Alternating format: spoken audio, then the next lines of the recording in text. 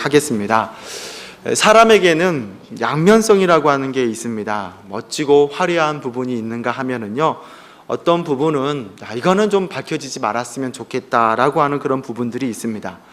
어느 누구나 그렇게 그 양면성을 가지고 있는데요, 스페인의 대표적인 화가라고 할 수가 있는 피카소라고 하는 화가가 있습니다. 이 화가가 그린 소녀상이라고 하는 그림이 있어요. 있나요? 제가 한번 밑으로 내려. 이게 바로 소녀상이라고 하는데요, 유치원생이 그린 게 아닙니다. 피카소라고 하는 작품, 작가가 그린, 스페인의 작가라고 하는 이 피카소가 그린 작품인데요, 소녀상이라고 하는 이 그림입니다. 이 그림을 보게 되어지면 좌우 대칭이 서로 다른 것을 볼 수가 있어요. 이 피카소가 그린 그림들이 이렇게 좀 형이사학적으로 그렇게 그려진 그림인데, 막상 그림을 보게 되면 잘 이해하지 못할 그런 그림들이 굉장히 많은 걸 볼 수가 있습니다. 이 피카소가 그린 이 소녀상이라고 하는 것은 이렇게 양면성을 표현하려고 했다는 거예요. 얼굴을 보게 되지만 오른쪽과 왼쪽이 이렇게 다르는데, 그 비대칭인 얼굴이 어우러져서 얼굴이 되어진다, 삶이 되어진다라고 하는 것을 그렇게 표현하고 있는 것들을 볼 수가 있습니다. 사람은 누구나 다요, 그렇게 안정적인 삶을 살기를 원합니다. 울퉁불퉁한 삶을 살기보다는 삶이 평탄하기를 원하고 문제없기를 원합니다. 그런데 우리의 삶은요, 오늘 이 피카소의 그림과 같이 서로 비대칭인 거예요. 겉은 평온하게 보일지 모르겠지만 그 내면을 보게 되어지면 불안과 문제들이 이렇게 있는 것들을 볼 수가 있습니다. 오늘 본문의 말씀은 문둥병에 걸린 나아만 장군에 대한 이야기가 소개되고 있습니다. 아마 신앙생활을 조금 하신 분이라고 한다면은 이 나아만 장군에 대한 이야기를 한 번쯤은 다 들어봤겠다 생각이 되어지는데요, 그래도 오늘 본문의 내용을 정리하자라고 한다면은 내용은 대충 이렇습니다. 아람 나라의 훌륭한 나아만 장군이 문둥병에 걸렸습니다.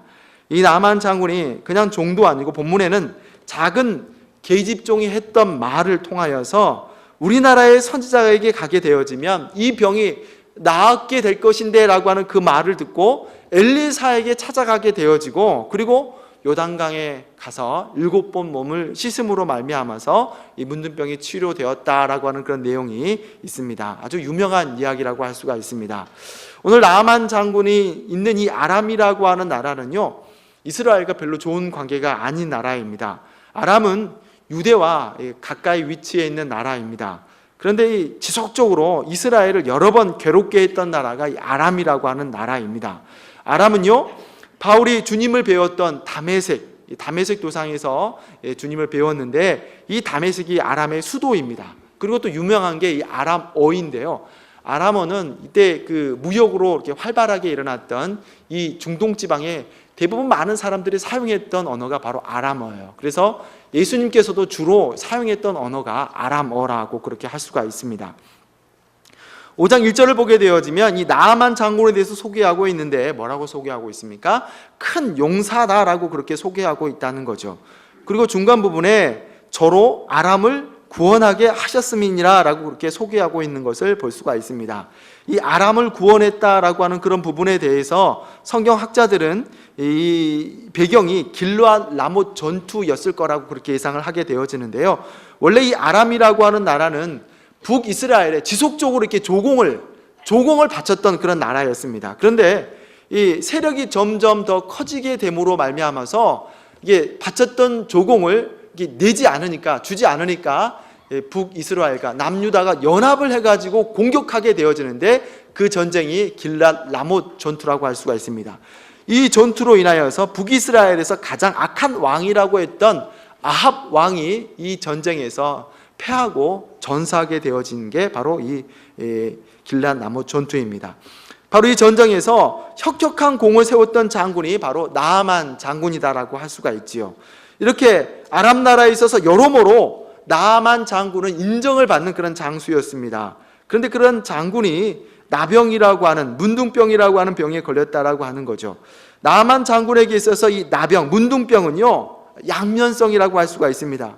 전쟁에 있어서, 나라에 있어서, 모든 부분에 있어서 탁월하고 모든 사람에게 존경받고 인정을 받는 장군인데, 반면에 그 멋지고 화려한 가운데에 그 초라한 뒷모습이 바로 이 문둥병이다라고 할 수가 있어요. 아마도 이 문둥병이라고 하는 그 치명적인 연약함으로 이 장군의 화려함, 멋짐을 다 이 문둥병이 다 덮어버리지 않았을까라고 하는 것을 생각해 볼 수가 있어요.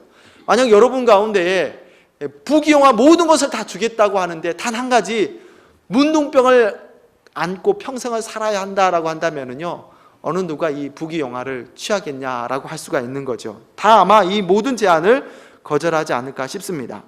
누구나 다 연약함을 가질 수밖에 없어요. 단지 크고 작음에 대한 문제인 것이지 누구나 다 그 연약함을 가지고 인생을 살게 되어집니다. 제가 이전에 아셨던 한 목사님이 계십니다. 상담을 이제 공부하면서 함께 이 목사님 부부하고 같이 이렇게 상담을 같이 진행했는데요. 이분이 강주에서 이렇게 사역하시는 분이에요. 남편은 목사님으로서 사역하고 사모님은요 전대 치대 교수로 이렇게 일하시면서 같이 그렇게 교회를 섬겨가고 있으셨어요. 교회가 개척교회입니다. 근데 사실 개척교회가요 대부분 어려워요. 재정도 어렵고 사람이 없으니까 여러 부분 힘든 부분이 많습니다. 근데 이 교회는요 사모님이 워낙 탁월하다 보니까 어려움이 없어요. 재정도 그렇고 사람에 대해서도 전혀 어려움을 겪지 않는 그런 부분의 그런 교회였습니다. 근데 겉으로 봐서는 이 가정이 별로 어려움이 없어 보여요. 목사님도 너무 좋으시고 또 사모님도 복음에 대한 열정 여러 부분 탁월하기 때문에 별로 그렇게 어려움이 없어 보입니다. 남편 목사님은요 너무 좋은 성품을 가지고 계세요. 그리고 또 클라리넷을 전공을 해가지고 이렇게 상담을 진행하면서도 이렇게 한번 부탁하면 기꺼이 와서 이렇게 클라리넷을 연주해주고 집에서도 그렇게 연주를 해준다고 하고요. 또 이제 교회 안에서도 작은 교회이기 때문에 한 번씩 그렇게 공연을 이렇게 해주기도 한다라는 그런 이야기를 들었어요. 사모님도 복음에 대한 열정이 얼마나 뜨거운지요. 당장이라도 내가 예수 그리스도 이름으로 인하여서 순교할 수 있는 각오를 그렇게 가지고 그렇게 사역을 임하시는 사모님이었습니다.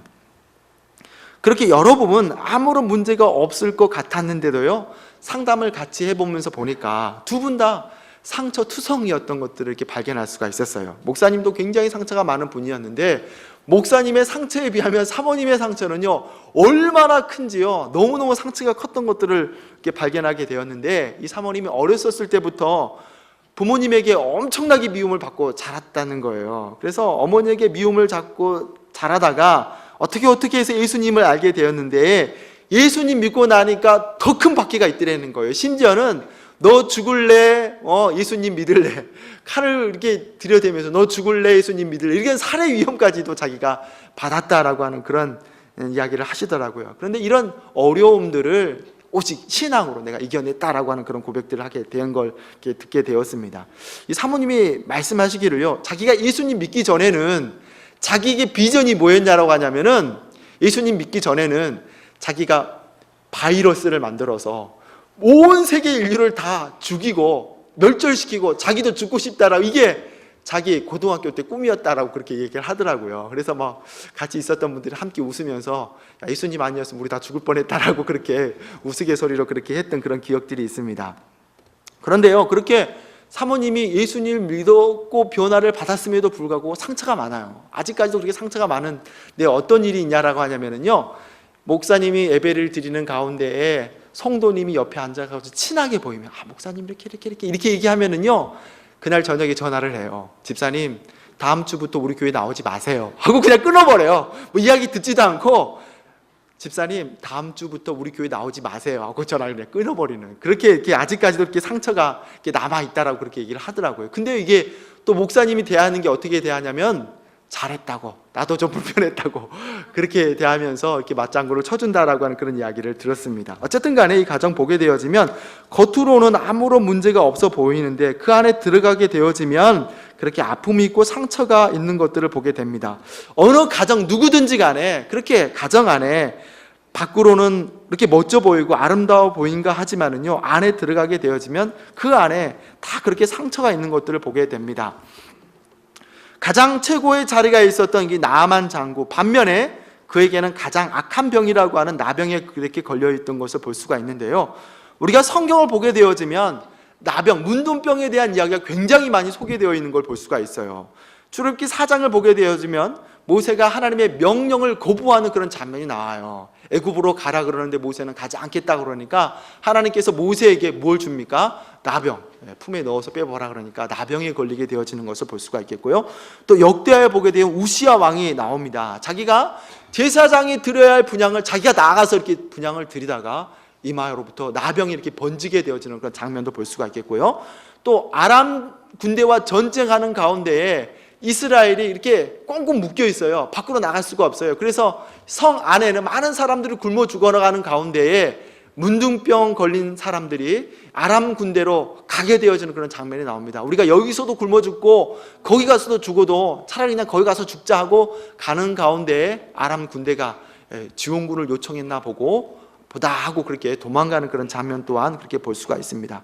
뿐만 아니라 특별히 모세 오경을 보게 되어지면 레위기, 민수기, 신명기 각각에 보게 되어지면 이 나병에 대해서 굉장히 자세히 소개하고 있는 것을 볼 수가 있는데요. 나병에 어떤 걸리게 되어지면 어떤 증상이 있고 또 치료가 되어지면 어떻게 하라라고 하는 것을 구체적으로 그렇게 설명하고 있는 것들을 볼 수가 있습니다. 그러면 왜 이렇게 성경에서는 이 뭉둥병에 대해서 자세히 다루고 있는가라고 하는 것을 생각해 볼 필요가 있어요. 성경에서 이 문둥병이 시사하는 것이 어떤 의미가 있을까요? 문둥병은 바로 하나님과 인간의 사이에 그 관계의 단절을 의미한다라고 하는 걸 알 수가 있습니다. 이 나병은 공식적으로 나병에 의해서 나균에 의해서 이제 감염이 되는 것으로 그렇게 밝혀졌는데요. 1873년 노르웨이 의학자였던 게르하르 아르메 우에르 한센이라고 하는 사람을 통하여서 이 나병이 발견이 되었습니다.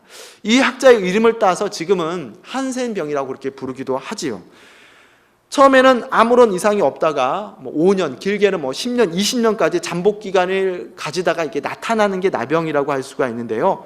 특별히 이 나병이 무서운 게 신경계를 타고 들어가서 고통을 느낄 수 없도록 그렇게 하는 그런 부분들을 이렇게 다 차단을 한다는 거예요. 그래서 몸이 썩어가도 아픔을 느끼지 못하는 게 하는 것이 나병의 모습이라고 할 수가 있습니다. 그리고 또 이 나병이 전염성을 가지고 있다는 거예요. 물론 강력하게 이 전염을 가지고 있는 게 아니라 피나 아니면 침을 통해서 이 나병이 전염이 된다라고 그렇게 합니다. 구약에서는 이 병이 하나님께로 왔다라고 그렇게 보고 있고, 그리고 하나님 말고는 이 병을 못 고친다라고 그렇게 보고 있습니다. 앞에서도 말씀을 드렸지만 이 병이 위험한 것이 두 가지라는 거죠. 먼저 전염이라는 거예요. 전염. 빠르진 않지만 그렇게 사람에게 전염을 시키는 위험성을 가지고 있고요. 또 하나는 그렇게 신경을 파괴하면서 고통을 느끼지 못하게 하는 것이 이 나병의 위험성이다라고 할 수가 있습니다. 몸의 조직이 떨어져 나가도, 손가락이 떨어져 나가고 발에 있는 손톱이 빠지고 발이 마디마디가 절단해서 떨어져 나가도 이거에 대해서 전혀 고통을 느끼지 못하는 것이 이 나병이다라고 할 수가 있어요. 이렇게 보게 되어지면 나병과 우리가 가지고 있는 죄성이 겹치는 것들, 많은 부분 겹치는 것들을 발견할 수가 있는데요. 우리 나병을 통해서 우리의 죄의 모습을 발견할 수가 있습니다. 죄라는 것이 그렇다는 거예요. 죄라고 하는 것은 전염이 된다는 거예요. 악한 사람과 함께하게 되어지면 그 악함이 상대방에게 묻어나게 되고 전염되어지는 것을 이렇게 볼 수가 있습니다. 불평하는 사람과 함께 있으면 불평이 그렇게 늘어나게 되어지는 걸 볼 수가 있겠고, 저주를 많이 하는 사람과 함께 있게 되어지면 자기도 모르게 저주의 입이 있게 되어지는 것을 볼 수가 있습니다. 또 이 죄라고 하는 것이 전염성을 가지고 있지만은 관계에 대해서는 또 단절하게 하는 그런 모습을 가지고 있는 것을 볼 수가 있어요. 하나님과의 관계의 단절을 가지고 오게 되어지고 사람과의 관계의 단절을 가지고 오는 것을 볼 수가 있는데요. 성경에서는 돈을 사랑함이 일만 악의 뿌리다라고 이렇게 말씀하는데요. 여러분 어떻습니까? 돈 때문에 관계가 이렇게 단절이 되어지는 것들을 많이 볼 수가 있죠. 친지는 물론이거니와 형제, 자매들 간에도 돈 때문에 관계를 끊고 사는 사람들 많이 있고, 심지어는 부자지간에, 부모 자식 간에도 이 돈 때문에 관계가 이렇게 단절이 되어지는 그런 모습도 보게 되어집니다. 또 죄는요, 신경을 무디게 합니다. 영적 감각을 무디게 한다는 거예요. 죄가 깊어지면 깊어질수록 영적인 부분을 무디게 하고 양심도 무디게 하는 것을 볼 수가 있어요. 나병이 우리에게 주는 메시지는요, 예수 그리스도가 그 안에 역사하지 않고 생명의 법이 그 안에 살아 숨쉬지 않는다라고 하면은 우리의 영성은 나병이 되어진다, 나병과 같은 그런 모습을 가지게 되어진다라고 하는 것을 생각해 볼 수가 있습니다. 그렇습니다. 모든 병의 원인을 이야기하라고 한다면은요, 그것은 가장 그 베이스에 영적인 무감각인 거예요. 하나님과의 교통하는 거에 대해서 전혀 관심을 두지 않고 차단하여서 사는 것이 모든 병, 영적인 병, 육적인 병의 기본이다라고 그렇게 할 수가 있습니다. 도저히 반응할 수 없는 것, 영적 무감각이라는 거예요. 도저히 들리지 않고 들리지 않으니까 반응할 수 없는 이런 모습은요, 영적 나병이다라고 그렇게 할 수가 있겠습니다. 영적인 감각이 민감하면 민감할수록 우리는 우리 안에 내주에 계시는 성령님의 음성을 들을 수 있고, 듣게 되어지면 그 성령님의 음성에 우리가 순종할 수가 있게 되어지는 거예요. 제가 경험해 본 바로는요, 영적인 민감성이 가장 활발하게 작용하게 되어지면은요, 그때는 상대방과의 관계가 회복되어지는 것을 볼 수가 있습니다. 아마 이 중에도 많은 분들이 경험하셨을 줄로 믿습니다. 다쳤던 관계가 예수 그리스도의 보혈의 은혜로 성령의 그 풍성하신 은혜로 말미암아서 가서 용서해주고 용서받고 하면서 관계가 회복되어지는 것들을 보게 되어지는 걸 볼 수가 있습니다. 또 이렇게 풍성한 은혜가 있게 되어지면은요, 관계뿐만 아니라 자연과의 관계도 회복되어지는 것을 볼 수가 있어요. 존귀하게 여기니까, 내가 존귀해지니까 상대방을 존귀하게 그렇게 여기게 되어지는 것을 볼 수가 있어요. 하나님께서 주신 그 자연들이 얼마나 또 아름다운지를 이 영성의 그의 성령의 그 충만함을 통하여서 경험하게 되어지는 것을 볼 수가 있습니다. 제가 이 중학교 3학년 때 성령 체험을 이렇게 처음 하게 되었는데요, 그때 새벽 예배를 드리고 나가는데 차 창문 밖으로 있는 이 나무들, 하늘, 달, 별들 이런 것들을 보면서 크게 그렇게 감격했던 그 기억들이 아직까지도 이렇게 생생하게 느껴지는 것들을 보게 됩니다. 성령의 충만함은요, 그렇게 자연에 대해서, 관계에 대해서, 사람에 대해서, 하나님에 대해서 새롭게 일어나게 하게 하는 것이 성령의 능력인 줄로 믿습니다. 그렇다면 이런 저주스러운 나병 앞에서 우리가, 이 영적 나병 앞에서 우리가 어떻게 해야 되겠느냐? 가장 먼저는요, 인정해야 되는 것이고 알려야 되는 것인 줄로 믿습니다. 그렇습니다. 우리 죄인됨, 우리의 연약함을 인정하고 알려야 되는 것입니다. 인정하고 알리는 것, 누구에게 하겠습니까? 하나님께 우리의 죄의 문제를 가지고 나가야 한다라고 하는 거예요. 나아만은 자기 스스로가 이런 나병에 걸렸다라고 하는 것을 알렸어요. 그래서 이스라엘은요, 나병이 생기게 되어지면 격리였습니다. 진 밖으로, 성전 밖으로 이렇게 성 밖으로 내쫓는 것이 나병이었다는 거예요. 그래서 아마도 이 나병에 걸리면 가족과의도 단절, 관계의 모든 단절이 되어지니까 아마도 이스라엘 백성들은 이렇게 숨기다가 결국은 그렇게 진 밖으로 쫓겨나지 않았을까라고 하는 것을 저희 상상력으로 한번 추측해 보게 되어지는데요. 근데 나아만은요, 자신이 나병에 걸렸다라고 하는 것을 공공연하게 인정했던 모습을 보게 됩니다. 먼저는 가족들이 자신이 나병을 걸렸다라고 하는 걸 알고 있었어요. 그리고 또 아람 왕에게도 자신이 이런 병에 걸렸다라고 하는 것을 알리게 되어지는 걸 볼 수가 있습니다. 그래서 엘리사에게 가서 치료받을 수 있도록 서신을 그렇게 요청하는 그런 모습을 볼 수가 있습니다. 나아만은 사람들에게 자신의 연약함을 드러내고 있습니다. 우리는 우리의 죄성을 가지고 예수님께로 나아가야 된다는 거죠. 요한일서에서는 우리에게 이렇게 말씀합니다. 요한일서 1장 9절에 만일 우리가 우리의 죄를 자백하면 저는 미쁘고 의로우사 우리의 죄를 사하시며 모든 불의에서 우리를 깨끗게 하실 것이요. 아멘. 그렇습니다. 우리의 연약함을 가지고 우리가 하나님 앞으로, 주님 앞으로 나아가야 하겠습니다. 오늘날 많은 현대인들이 어떤 문제를 가지고 있습니까? 세상 사람들은요, 예수님 믿지 않는 이유에 대해서 그렇게 얘기를 해요. 멀쩡한 사람을 죄인을 만든다, 그래서 나 교회 가지 않는다라고 그렇게 얘기를 합니다.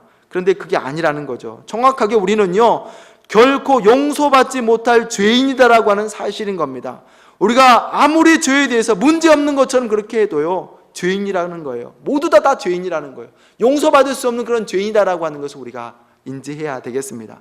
성 어거스틴은요, 그렇게 얘기를 합니다. 우리의 죄성은 내가 어느 정도 큰 죄인이조차도 모르는 죄인이다 라고 그렇게 얘기를 해요. 내가 죄인인데 그 죄가 얼마나 큰 죄인지도 알지 못하는 그런 죄인이다라고 그렇게 어거스틴은 우리에게 이야기하고 있습니다. 그렇습니다. 그리스 철학자 소크라테스가 말했던 것과 같이 우리는 우리 스스로를 알아야 되는 거예요. 내 자신을 알아. 내가 어떤 존재인다라고 하는 것을 알아야 되겠습니다. 내가 어느 정도 치명적인 죄인인지를 우리가 이 땅을 살면서 알아야 된다는 거예요. 병원에 가게 되어지면은요, 얼마나 검사를 많이 하는지 몰라요. 최근에 제가 병원 신방을 가게 되어지면은 다들 하소연하는 것이 이 병원이 무슨 그렇게 검사가 많은지 모르겠다라고 하는 것들을 가지고 이렇게 하소연을 해요. 엑스레이 찍고 CT 찍고 MRI 찍고 뭐 몸 검사, 피 검사해야 되고 뭔 검사해야 되고 검사들이 너무너무 많다는 거예요. 그래서 검사 받다 죽게 생겼다는 그런 하소연들을 저에게 하는 것들을 이렇게 듣습니다. 그런데 이렇게 검사를 다 하고 나서 의사가요, 더 큰 병원에 가봐야 되겠는데요, 이렇게 말하면은요, 더 큰 병원에 가서 또 처음부터 다시 이렇게 또 검사를 시작하는 거예요. 아이고, 검사하다 죽겠다라는 그런 말들을 이렇게 많이 하는 것들을 이렇게 듣습니다. 근데 왜 병원에서 이렇게 검사를 많이 하는 것입니까? 알아야 되는 거예요. 알아야 되는 거예요. 병에 대한, 아픔에 대한 그 원인을 알아야 되는 것입니다. 정확하게 알아야지 치료가 되어지는 것이 병이라는 것입니다. 그렇습니다. 우리가 알아야 합니다. 내가 어떤 죄인인지, 얼마만큼 죄인인지 알아야 되는 거예요. 알고 인정해야 방법이 생기게 되어지는 겁니다. 스카페시라고 하는 박사가 있는데요, 그 박사 이야기를요, 자기가 당하는 고난에 대해서 정확하게 서술하게 되어지면 대부분의 문제들이 해결받을 수 있다라고 그렇게 얘기를 해요. 그 박사가 그렇게 얘기합니다. 많은 사람들이 자기가 가지고 있는 그 문제에 대해서 서술할 수가 없어요. 막연하게 되어집니다. 그렇기 때문에 문제가 계속적으로 반복되어지는 것을 볼 수가 있습니다. 많은 사람들이 그렇게 자신의 문제를 인식하지 못하는 그런 모습들을 보게 되어지는데, 연약함을 발견하지 못하고 문제를 느끼지 못함으로써 주변 사람을 계속적으로 힘들게 하게 되어지는데요, 본인은 전혀 그 문제에 대해서 인식하지도 못하고 알지도 못하는 그런 모습들을 보게 되어집니다. 우리가 우리의 모습들, 우리 연약함들을 알고 주님 앞에 나가야 할 줄로 믿습니다. 두 번째로, 나아만에게는 순종함이 있었다라고 하는 거예요. 여러분, 나아만이 앓고 있는 나병에서 살 수 있는 것은 그가 이 작은 말에도 귀담아 듣고 순종할 수 있었기 때문에 그렇게 살았다라고 할 수가 있습니다. 아무리 사소하고 충분히 무시할 수 있는 소리라고 할지라도 이 나아만 장군은요, 순종하는 모습이 그 나아만을 죽음의 병 가운데서 살게 했다라고 하는 것을 우리가 본문을 통해서 발견할 수가 있습니다. 여러분, 나아만이 누구의 말을 들었습니까? 먼저는 자신의 집에 있는 사람의 말을 들었다는 거예요. 그 사람이 누구입니까? 이스라엘 땅에서 잡아온 작은 계집의 말을 듣고 그 말을 따랐기 때문에 나아만이 살았습니다. 전쟁에서 잡아온 노예이고 거기다가 어린 아이고 그리고 여자아이입니다. 이 당시에서는 가장 무시받을 수밖에 없는 지책인 거죠. 노예에다가 어린아이에다가 그 어린아이가 여자아이라고 한다면은요, 전혀 신뢰할 수 없는, 전혀 믿을 수 없는 그런 말임에도 불구하고 나아만 장군은 그 말에 귀를 기울이고 관심을 가졌다라고 하는 것을 볼 수가 있습니다. 그렇게 충분히 무시할 수 있습니다. 말 같지 않다라고 할 수가 있습니다. 대번에 하찮게 여길 수 있는 말임에도 불구하고 나아만 장군은 그의 말에 귀를 기울였다라고 하는 거예요. 나병은 정말 절망의 병입니다. 당시에 사람이 도저히 해결할 수 없는 병인 거예요. 그래서 이 나아만이 이 병의 문제를 가지고 이스라엘 왕에게 찾아갔어요. 내 병이 이렇습니다라고 이렇게 고쳐주십시오라고 했었을 때 이스라엘 왕이 어떻게 했다고 합니까? 자기 옷을 찢었다는 거예요. 내가 하나님이길래 이 병을 고쳐주냐? 하고 옷을 이렇게 쫙 찢었던 그런 모습입니다. 이스라엘 왕조차도 이 병에 대해서 어떻게 알 수가 없는 병임에도 불구하고 나아만은 그 작은 소리에 귀를 기울였다라고 하는 거예요. 세상으로는 방법이 없는 병이 그 나병입니다. 어쩌면 이렇게 중한 병이기에 이 나아만은 작은 소리에도 귀를 기울였을지 모르겠다라고 하는 생각을 해보게 됩니다. 만약 감기나 치질이나 뭐 타박상이었다라고 한다면 자기가 무시하고 자기 생각대로 했을 수가 있었겠죠. 그런데 이렇게 중한 병이었기 때문에 작은 계집의 말도 크게 듣지 않았을까라는 생각을 해보게 됩니다. 혹시 우리 중 가운데 내가 도저히 감당할 수 없는 문제가 있다라고 한다면은요, 하나님의 만지심을 기대하시기를 주님의 이름으로 축원합니다. 하나님의 은혜의 손길을 기대하시기 바랍니다. 또 누구의 말을 들었습니까? 엘리사의 말을 들었다라는 거예요. 엘리사가 그의 종 게하시를 통하여서 나아만 장군에게 요단강에 들어가서 7번 몸을 씻으라라고 그렇게 말을 합니다. 여러분, 나아만은요, 이스라엘 인구도 부담스럽고 두려운 존재라고 할 수가 있지요. 그런 사람이 엘리사에게 찾아왔습니다. 그러면 엘리사가 어떻게 해야 될까요? 그렇게 부담스러운 사람이 찾아왔다라고 한다면은요, 최소한 나와서 아는 척 정도는 해야 되지 않을까 생각을 해봐요. 그래도 기도는 좀 한번 해봅시다 하고 그렇게 좀 이렇게 모습을 보이고 기도도 좀 하는 그런 성의를 보여야 되지 않을까라는 생각을 해보게 됩니다. 그런데 엘리사는 이 최소한의 예의조차도 하지 않았다라고 하는 걸 볼 수가 있어요. 엘리사는 본인도 아니고 자신의 종 게하시를 시켜서 요단강에 가서 7번 씻으라고 합니다 라고 그렇게 전달하고 끝이 내어지는 것을 볼 수가 있습니다. 나아만은요, 분명 본문에도 소개되고 있지만 야, 이 도대체 이 A 없는 것들 하고 분노해 했다라고 하는 거예요. 5절의 말씀을 보니까 나아만은요, 은 10달란트, 금 6,000개, 의복 10벌을 가지고 나왔어요. 여러분, 이 달란트라고 하는 것이 성인 남성의 몸무게라고 그렇게 얘기를 해요. 그래서 약 45kg에서 50kg 정도 그렇게 생각할 수가 있는데 50kg에 10달란트라고 한다면은요 500kg가 되는 거예요. 은 500kg를 가지고 그렇게 오고, 금도 수천 개를 가지고 오고, 의복도 10벌이나 가지고 이 엘리사에게 찾아왔어요. 네가 내 병을 고쳐주면 내가 이걸 주겠다. 이렇게 최소한이 아니라 최대한의 A를 가지고 그렇게 나아만 장군은 엘리사에게 그렇게 찾아왔습니다.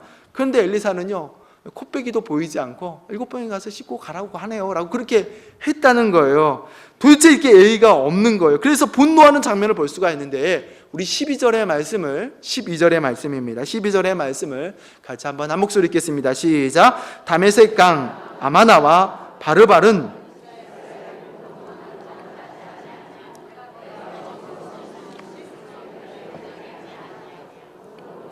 분한 모양으로 떠나니 라고 그렇게 말씀하고 있어요. 나만 그렇게 A 없는 엘리사 때문에 분노가 되어졌다라고 하는 거예요. 코빼기 하나도 보여주지 않고 난 요단강에서 씻으라고. 그리고 또 요단강을 보니까 그렇게 초라하기가 그지없다는 거예요. 요단강이요, 건기와 우기로 나눠져서, 우기 때는 좀 이렇게 물이 넘실넘실하지만은 건기 때는 이렇게 말 그대로 시냇가예요. 쫄쫄쫄쫄쫄 흐르는 그런 시냇가인 겁니다.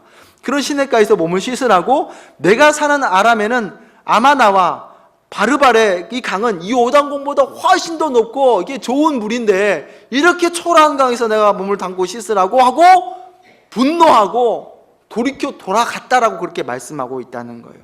도저히 나아만 장군의 그 자존심이 허락하지 않았다라고 하는 것을 볼 수가 있습니다. 내가 문둥병으로 죽으면 죽었지, 내가 이렇게 초라한 데서 내가 몸을 씻으라고 하고 그렇게 분노하는 모습을 볼 수가 있습니다. 사람은요, 누구나 다 그렇습니다. 자기만의 그림을 가지고 있다는 거예요. 자기만의 답을 가지고 삽니다. 수많은 경험과 학습을 통하여서 최대한, 그리고 최소한의 그런 상상을 가지고 이렇게 이 땅을 사는 모습들을 보게 되어져요. 여러분, 이번에 그 월드컵 재밌게 보셨습니까? 재밌게 보셨을 줄로 압니다. 이번 월드컵을 이렇게 다 늦은 시간이어가지고 대부분을 이렇게 보지 못했는데요. 이 월드컵을 보면서 참 인간의 연약함이 여기에 있다라고 하는 것을 제가 발견하게 되었습니다. 우리나라가 피파 랭킹이 57위라고 그렇게 얘기를 해요. 그리고 우리가 상대하는 스웨덴이 24위고 멕시코는 15위, 그리고 독일은 몇 위라고 합니까? 다들 잘 아시네요. 1위라고 해요. 그런데 이게 경기가 진행되는 것을 보면서 다들 최소한 최대한을 가지고 다 그림을 다 그려요. 이미 경기를 다 진행을 하고 그리고 이 경기를 관전하는 걸 보게 되어지는데, 첫 번째 경기 지고 두 번째 경기 지고 나서 인터넷에 보니까요, 기사보다도 댓글이 참 재미있어요. 욕으로 도배를 이렇게 막 하게 되어지는, 선수 욕하지, 감독 욕하지, 축구협회, 뭐 축구에 관련된 사람 왜 다 비방하고 욕하는 것들을 이렇게 보게 됐습니다. 그리고 마지막 독일 전 세계 축구 1위 경기를 보니까요, 인간이 가지고 있는 최대한 최소한이라고 하는 것이 얼마나 참 부질없는가라고 하는 것을 한 번 더 이렇게 생각하게 되었다는 거예요. 전혀 예상에 빗나가는 그런 모습을 보게 되어집니다. 여러분, 하나님께서 자꾸 가꾸게 되시면요, 마른 막대기 같은 존재를 사용하시고 하나님께서는 돌들로라도 찬양 받으시는 분이신 줄로 믿습니다. 우리가 가지고 있는 그 최대한 최소한이 얼마나 부질없는가라고 하는 것을 우리가 알아야 된다는 거예요. 나만은 그렇게 자신이 가지고 있는 그 그림, 내가 가지고 있는 최소한 최대한이라고 하는 그 그림으로 여전히 그 자리에 그 병든 몸으로 머물 뻔했다라고 하는 것을 볼 수가 있어요. 여전히 나병으로 그의 삶을 마무리할 뻔했다라고 하는 걸 볼 수가 있습니다. 그런데 이 나아만이 대단한 것은요, 그의 부활을 통해서 발견할 수가 있는데, 13절의 말씀을 제가 보게 되는데 13절의 말씀 보니까요, 그 종들이 나와서 말하여 가로되 내 아버지여, 선지자가 당신을 명하여 큰 일을 행하라 하였다면 행치 아니하였으리이까, 하물며 당신에게 이르기를 씻어 깨끗하게 하라 함이리까 라고 말씀하고 있어요. 저는 이 장면이 굉장히 인상적이었습니다. 여러분, 그 나아만 장군을 붙들었던 것이 그 부하였습니다. 그리고 그 부하가 뭐라고 하면서 나아만 장군에게 충고하고 있습니까? 내 아버지여, 내 아버지여라고 그렇게 충고하고 있다라고 하는 사실이에요. 저는 이 장면이 굉장히 은혜가 되었어요. 장군이시오도 아니고 형님이시오도 아니고 아버지요 그렇게 하고 고백하고 있다라고 하는 거예요. 여러분, 이 군대에서 상하 관계라고 하는 것은요, 아버지보다도 어쩌면 더 하다라고 그렇게 할 수가 있겠지요. 이게 바로 군대의 상하 관계가 아니겠습니까? 상관에 대해서 그저 당신 말이 옳습니다, 옳습니다라고 할 수가 있죠. 그런데도 하지 마십시오라고 한다는 것이 굉장히 쉽지 않은 그런 말이라고 할 수가 있습니다. 저는 그렇게 충직한 부하가 있다는 것에 평소에 이 나아만이 어떤 사람이었다라고 하는 것을 짐작할 수가 있고, 그리고 대단한 것은 그 말을 듣고 따랐던 나아만 또한 대단하게 그렇게 여겨졌습니다. 그렇습니다. 우리가 듣고 순종해야 되는 거예요. 들을 귀가 있어야 되는 것입니다.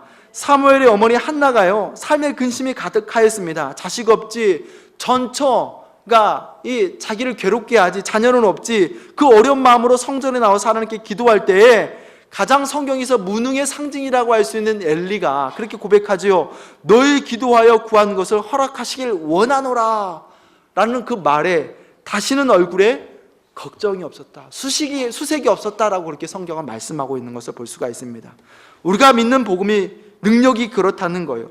복음이 인간이 생각할 때는 어떻게 보면 너무 하찮게 여겨집니다. 나약하게 보게 되어집니다. 인간의 이성과 인간의 합리로는요 도저히 용납할 수 없는 것이 복음이다라고 할 수가 있어요. 그래서 사도 바울은 말씀합니다. 고린도서 2장 18절의 말씀, 십자가의 도가 멸망하는 자에게는 미련한 것이요 구원을 받는 우리에게는 하나님의 능력이다 라고 그렇게 말씀하고 있습니다. 그렇습니다.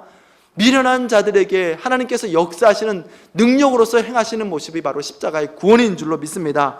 또 우리 고린도서 1장 21절 우리에게 말씀합니다. 하나님의 지혜가 있어서 세상에 자기 지혜로 하나님을 알지 못함으로 하나님께서는 전도에 미련한 것으로 믿는 자들을 구원하시기를 기뻐하셨도다라고 그렇게 말씀하고 있습니다. 사람이 보기에는 미련하게 보이고 사람들이 보기에는 어리석어 보이는 그 전도의 방법으로 하나님께서 오늘날까지 하나님의 역사를 교회를 통하여서 믿는 사람을 통하여서 진행하고 있다라고 하는 것을 우리가 볼 수가 있습니다. 그렇습니다. 하나님의 능력을 믿고 나가시길 바랍니다. 십자가의 구원을 믿고 나가시기를 바랍니다. 그렇습니다. 나만 장군에게 있어서 이 요단강은 너무 초라했습니다. 나만은요 뭔가 좀 힘이 들어가고 뭔가 좀 될 것 같은 것으로 자신의 병이 치유되어지기를 그렇게 기대했다는 거예요. 그러나 엘리사는 요단강이라고 하는 초라한 강에 7번 씻는 것으로 충분하다라고 그렇게 말씀하고 있는 것을 볼 수가 있어요.